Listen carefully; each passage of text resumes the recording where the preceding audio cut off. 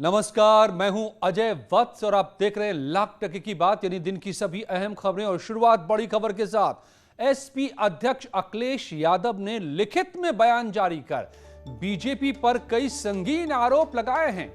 अखिलेश ने कहा है कि बीजेपी बूथ के स्तर पर बड़ी साजिश में जुटी है। दूसरे राज्यों से आरएसएस के कार्यकर्ताओं को गांव-गांव पहुंचाया जा रहा है। अखिलेश ने अपने कार्यकर्ताओं से सावधान रहने को कहा है। अखिलेश ने कहा है कि बीजेपी सरकार ने चुनाव आयोग की निष्पक्षता और पारदर्शिता को भी संदिग्ध बना दिया है। चुनाव आयोग की वेबसाइट में डिजिटल सेंधमारी करके नकली वोटर आईडी कार्ड बनाया जाना बेहद गंभीर है। ऐसे घपलों के लिए पूरे राज्य में जांच होनी चाहिए। ये चुनाव आयोग की सुरक्षा नहीं बल्कि गरिमा का सवाल है। इस तरह की अनेक घटनाओं से लोकतंत्र शर्मसार हो रहा है। अखिलेश यादव के आरोप। अलाउद्दीन हमारे संवाददाता मेरे साथ जुड़ गए हैं। अलाउद्दीन, तो ये जो आरएसएस कार्यकर्ताओं को पहुंचाने की बात कह रहे हैं अखिलेश, क्या मतलब है? देखिए, अब तक के सबसे बड़े जो है आरोप में से सबसे बड़ा बयान है उनका। खास तौर से जिस तरह से उन्होंने पूरे मुद्दे को लिया है, आज जो लिखित बयान जारी किया है, आप इस बात को साफ तौर से समझें कि उत्तर प्रदेश में काउंटडाउन चुनाव का शुरू हो गया है और लड़ाई भी बूथ स्तर से ही लड़ी जानी है। समाजवादी पार्टी लगातार इस बात की कोशिश कर रही है कि बूथ स्तर पर चीज़ों को दुरुस्त किया जाए। इस दिशा में लगातार उनके प्रदेश अध्यक्ष और तमाम जो फ्रंटल विंग्स के लोग हैं वो फोकस बूथ पर ही कर रहे हैं। तो क्योंकि उत्तर प्रदेश में अब चुनाव का जो ऐलान है, माना जा रहा है कि दिसंबर के आखिर में या जनवरी के पहले सप्ताह में हो जाएगा, तो उससे पहले बूथ को दुरुस्त करने की कवायद के बीच में बयान जो बड़ा आया है वो इस बात की तरफ इशारा है कि उनके कार्यकर्ता लगातार खुद को मजबूत करें, खुद को मजबूत समझें। और उन्हें इशारा जो है इससे पहले भी प्रेस कॉन्फ्रेंस में लगातार किया था कि जो पश्चिमी बंगाल की टीम है वो टीम अब उत्तर प्रदेश में आ जाएगी। उसी बात को उन्होंने और ज्यादा आगे बढ़ाया है। उन्हें साफ तौर से आरएसएस का नाम लेते हुए और इस बात पर बल दिया है कि उनके तमाम लोग, उनके तमाम जो सिस्टर विंग्स हैं वो सारे के सारे उत्तर प्रदेश में एक्टिव हो जाएंगे चुनाव के आते ही। और साथ ही उन्होंने चुनाव आयोग को भी कटघरे में खड़ा किया। ये भी बड़ी बात है क्योंकि आयोग को ही इलेक्शन ही कराना है। और पिछले दिनों जो एक घटना घटी थी जिसमें जो है उत्तर प्रदेश की चुनाव आयोग की जो वेबसाइट थी उसमें सेंधमारी करके कुछ हजार जो है वोटर कार्ड बना लिए गए थे, उस बात पर भी उन्होंने चुनाव आयोग को कटघरे में खड़ा करते हुए कहा है कि इसका एक्सप्लेनेशन आना चाहिए। तो कुल मिलाकर के कार्यकर्ताओं के मोराल को बूस्ट करना, जमीन पर चीजों को बेहतर करना और खुद को चुनावी मूड में आते हुए कार्यकर्ताओं तक संदेश पहुंचाना, यह मकसद है। तो आप मान के चलिए कि आने वाले दिनों में इस तरह के बयानात और तेज भी होंगे। और खासतौर पर आज का जो बयान है वो बड़ा बयान इसलिए भी है क्योंकि साफ तौर से उन्होंने जो सिस्टर विंग्स हैं भारतीय जनता पार्टी के, उस पर निशाना साधा है। धन्यवाद आपका। तो ये जिस तरीके से अखिलेश अब चुनावी मूड में जैसे जैसे सुबह आ रहा है, एक दूसरे पर आरोप प्रत्यारोपों का दौर। और यूपी के सरकारी कर्मचारियों के लिए अच्छी खबर है। योगी सरकार ने राज्य कर्मचारियों का महंगाई भत्ता 28% बढ़ा दिया है। 1 जुलाई से भत्ते की बढ़ी हुई दरें लागू होंगी। योगी के इस फैसले से प्रदेश के 16 लाख कर्मचारियों को फायदा मिलेगा। सीएम योगी ने सदन में इसका ऐलान किया था। अनुपूरक बजट में महंगाई भत्ता बढ़ाने के लिए बजट का प्रावधान किया गया था। महाराष्ट्र की सियासत में आज एक बड़ा घटनाक्रम सामने आया। पहले केंद्रीय मंत्री नारायण राणे ने महाराष्ट्र के मुख्यमंत्री उद्धव ठाकरे को लेकर एक विवादित बयान दिया। इसके बाद शिवसेना के नेताओं ने नारायण राणे के खिलाफ एफआईआर करवाई और फिर महाराष्ट्र पुलिस ने केंद्रीय मंत्री नारायण राणे को अरेस्ट कर लिया। इस पर बीजेपी ने आरोप लगाए हैं कि महाराष्ट्र में लोकतंत्र शर्मसार हुआ है।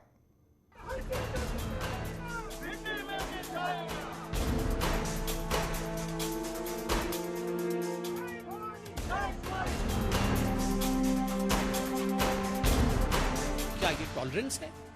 क्या यही कानून? तो महाराष्ट्र में आजकल कानून का राज नहीं दिखता। महाराष्ट्र में मुख्यमंत्री उद्धव ठाकरे के खिलाफ विवादित टिप्पणी के मामले में केंद्रीय मंत्री नारायण राणे को गिरफ्तार कर लिया। पुलिस ने नारायण राणे को महाराष्ट्र के रत्नागिरी से गिरफ्तार किया। राणे ने रत्नागिरी कोर्ट में अग्रिम जमानत याचिका दायर की थी, जिसे अदालत ने खारिज कर दिया। इसके बाद उनके वकील बॉम्बे हाईकोर्ट पहुंचे, लेकिन हाईकोर्ट में भी राणे को राहत नहीं मिली। वहीं महाराष्ट्र पुलिस की कार्रवाई पर बीजेपी सवाल उठा रही है। हालांकि नारायण राणे के विवादित बयान से बीजेपी ने किनारा कर लिया है। गैर कानूनी ढंग से अगर उन्हें अरेस्ट किया गया तब भी जन आशीर्वाद यात्रा चलेगी। जिस प्रकार की परिस्थिति दिखाई पड़ती है, बंगाल में इसी प्रकार से स्टेट स्पॉन्सर्ड घटनाएं हुई, भारतीय जनता पार्टी वक्तव्य का समर्थन नहीं करेगी, पर व्यक्ति का समर्थन पूरे तरीके से करेगी। केंद्रीय मिनिस्टर, कैबिनेट मिनिस्टर को गिरफ्तारी करना यह महाराष्ट्र के इतिहास में पहली बार हो रहा है। यह सत्ता का दुरुपयोग है, हम इसको सहन नहीं करेंगे। शिवसेना नेताओं और कार्यकर्ताओं ने राणे के खिलाफ नासिक, पुणे और महाड में 3 एफआईआर दर्ज करवाई थी। राणे की गिरफ्तारी से पहले नारायण राणे के घर को शिवसेना कार्यकर्ताओं ने घेर लिया, जिसके बाद बीजेपी और शिवसेना कार्यकर्ता भिड़ गए। जमकर पत्थरबाजी भी हुई। नासिक में भी बीजेपी दफ्तर पर पथराव किया गया, जिसका आरोप शिवसेना पर है। क्या यही कानून है? भारतीय जनता पार्टी के दफ्तरों के ऊपर पत्थरबाजी करना, लोगों के जान को जोखिम में डालना, क्या यह कानून है? इस प्रकार से एक मंत्री पर 30-30, 40-40 एफआईआर कर देना, क्या यह कानून है? 42 में से 27 ऐसे मंत्री हैं वर्तमान उनके राज्य में जिनके ऊपर केसेस चल रहे हैं। कितने लोग जेल? आज लोकतंत्र महाराष्ट्र में शर्मसार हुई है। हालांकि सियासत में बेलगाम बयान कई बार सामने आ चुके हैं। राहुल गांधी ने कहा था कि पीएम मोदी को लोग झंडे से मारेंगे। ममता बनर्जी ने कहा था कि नरेंद्र मोदी बंगाल आकर कहते हैं कि टीएमसी लुटेरों से भरी पड़ी है, तो मुझे उन्हें थप्पड़ मारने का मन हुआ। और खुद शिवसेना के कई बड़े नेता ऐसे विवादित बयान दे चुके हैं। ऐसे में सवाल है, क्या सियासत में ऐसा टकराव जायज है? और कांग्रेस के पूर्व अध्यक्ष राहुल गांधी ने केंद्र सरकार पर देश की सभी संपत्तियों को बेच डालने का आरोप लगाया है, तो केंद्रीय मंत्री स्मृति ईरानी ने राहुल पर पलटवार किया है। 70 साल में कुछ नहीं हुआ और कल फाइनेंस मिनिस्टर ने जो भी 70 साल में इस देश की पूंजी बनी थी उसको बेचने का डिसीजन ले लिया है। प्रेस कॉन्फ्रेंस में वित्त मंत्री जी ने स्पष्ट कहा कि भारत सरकार किसी भी एसेट को बेच नहीं रही बल्कि मोनेटाइज कर रही है। लेकिन प्रश्न उठता है कि राहुल गांधी जी ने कभी क्या अपने गिरेबान में झांक कर देखा है? साल 2006 में एयरपोर्ट को प्राइवेटाइजेशन करने की शुरुआत राहुल गांधी की कांग्रेस नित सरकार ने की। साल 2008 में रेलवे स्टेशन को मोनेटाइज करने का आरएफपी डॉक्यूमेंट कांग्रेस की सरकार ने बाहर निकाला। हमारे महाराष्ट्र प्रदेश में मुंबई पुणे एक्सप्रेसवे को मोनेटाइज कर 8,000 करोड़ रुपया उसको पाने का काम कांग्रेस की सरकार ने किया। क्या उस वक्त कांग्रेस पार्टी देश और प्रदेश बेच रही थी? मुजफ्फरनगर में सिंचाई विभाग की मीटिंग के दौरान मंत्री कपिल देव अग्रवाल के सामने ही विभाग के अधिशासी अभियंता के साथ कुछ फैक्ट्री मालिकों ने जमकर गाली गलौज की। नौबत हाथापाई तक आ गई तो खुद मंत्री को बीच में आकर मामला शांत कराना पड़ा। घटना पर अधिशासी अभियंता का कहना है कि इसकी व्यक्तिगत जिम्मेदारी मंत्री जी को लेनी चाहिए।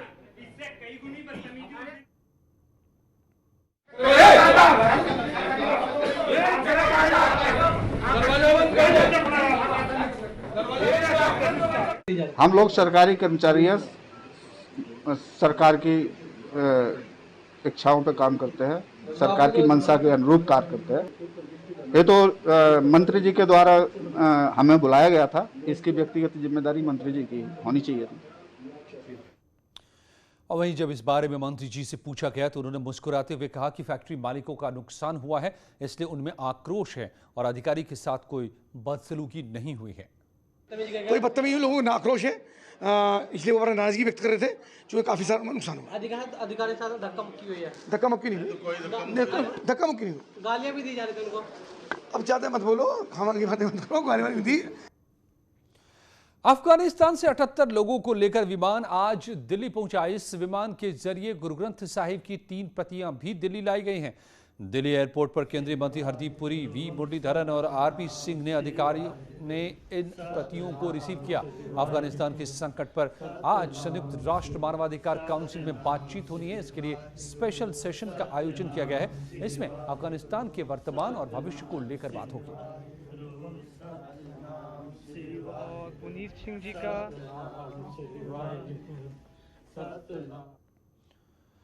और सीएम योगी ने ट्वीट करके अफगानिस्तान से भारतीयों को सकुशल वापस लाने के लिए पीएम मोदी का आभार जताया है। अपनी ट्वीट में उन्होंने लिखा है कि अफगानिस्तान में बर्बर तालिबानी शासन के कहर से हिंदू और सिख परिवारों को बचाने के लिए विशेष विमान से उन्हें भारत लाने की मानवतापूर्ण पहल के लिए आदरणीय प्रधानमंत्री का हार्दिक आभार। आपकी इस पहल के लिए मानव सभ्यता सदैव ऋणी रहेगी। जय हिंद।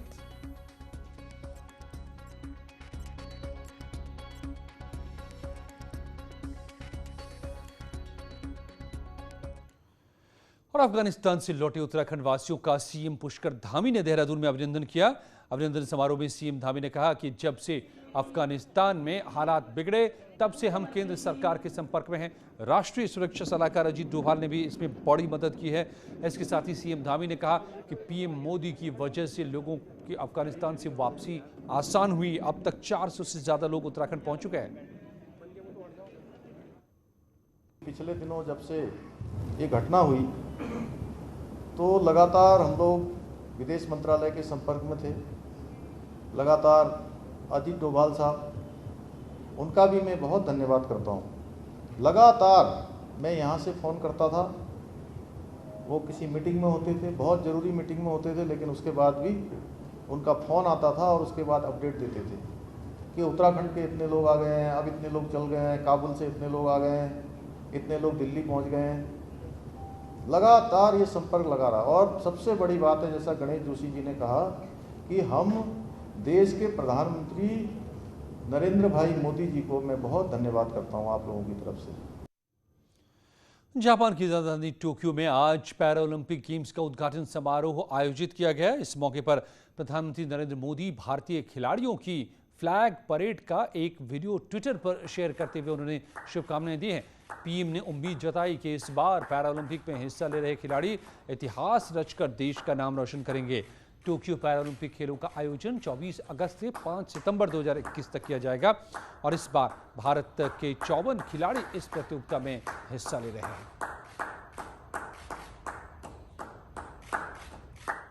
यूपी के सीएम योगी आदित्यनाथ ने ट्वीट करके भारतीय खिलाड़ियों को शुभकामनाएं दी। उन्होंने ट्वीट में लिखा है कि पैरालंपिक्स में प्रतिभाग करने वाले देश के सभी खिलाड़ियों को हृदय से बधाई।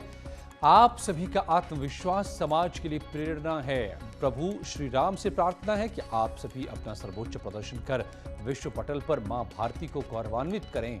जय हिंद।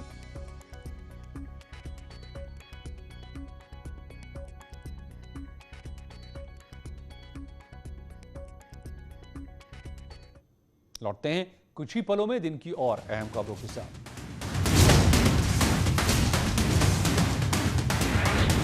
सीएमओ